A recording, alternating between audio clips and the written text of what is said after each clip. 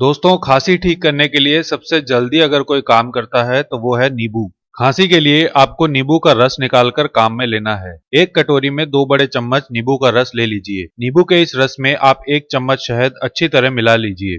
अब मैं आपको बताता हूँ कि आपको इसे लेना कैसे है। आपके पास कुल 3 चम्मच दवा बनकर तैयार हुई है।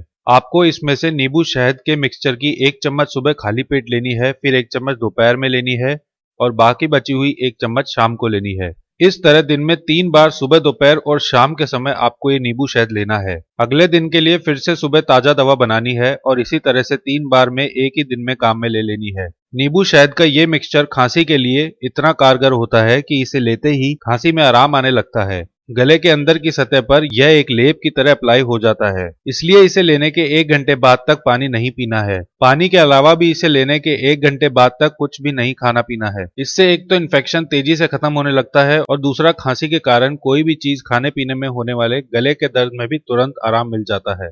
एक दिन में ही खांसी की तेजी ना के बराबर रह जाती है। 2 से 3 दिन में तो खांसी पूरी तरह ठीक हो जाती है।